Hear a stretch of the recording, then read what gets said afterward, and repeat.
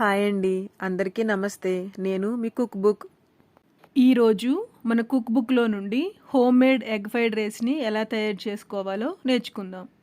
గిన్నెలోకి 1 గ్లాస్ బియ్యం తీసుకుని వాటర్ పట్టుకుని శుభ్రంగా 2-3 సార్లు వాష్ చేసుకుని రైస్ని పొడి పొడిగా వండుకోవాలి.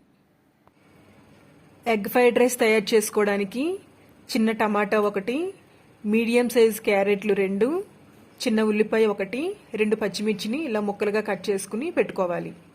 అలాగే ఇంకొక బౌల్లో 2 గుడ్లను వేసుకుని బాగా మిక్స్ చేసుకోవాలి. స్టవ్ వెలిగించుకుని 1 టేబుల్ స్పూన్ ఆయిల్ వేసుకోవాలి.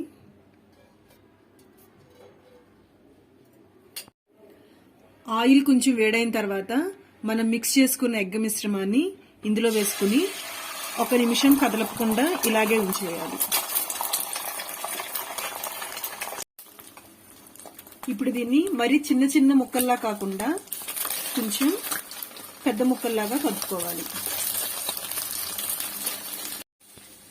ఇప్పుడు ఇది కొంచెం లైట్గా ఫ్రై అయిన తర్వాత దీని అంతా కూడా ఒక బౌల్లోకి ట్రాన్స్ఫర్ చేసుకోవాలి.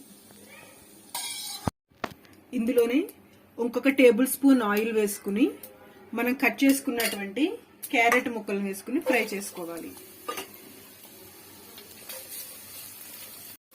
ఇప్పుడు ఇందులో కొద్దిగా కరివేపాకు, ఉల్లిపాయ, పచ్చిమిర్చి కూడా వేసుకుని ఫ్రై చేసుకోవాలి. ఉల్లిపాయలు కొంచెం ఫ్రై అయిన తర్వాత ఇందులో 1 టేబుల్ స్పూన్ అల్లం వెల్లుల్లి పేస్ట్ వేసుకుని పచ్చివాసన పోయే వరకు మీడియం ఫ్లేమ్లో ఫ్రై చేసుకోవాలి. అల్లం వెల్లుల్లి పేస్ట్ కూడా ఫ్రై అయిన తర్వాత టమాటా ముక్కలు కూడా వేసుకుని ఫ్రై చేసుకుని మూత పెట్టుకుని 1-2 నిమిషాలు మగ్గనివ్వాలి.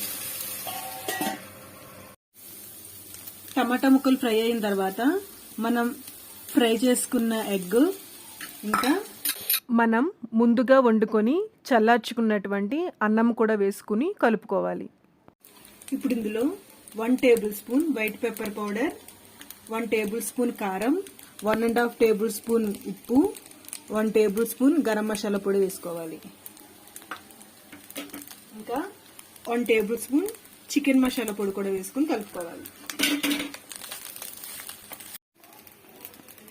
రైస్ అంతా కూడా ఈ విధంగా మిక్స్ చేసుకున్న తర్వాత లాస్ట్లో కొత్తిమీర జల్లుకుని ఒకసారి కలుపుకొని సర్వ్ చేసుకోవడమే.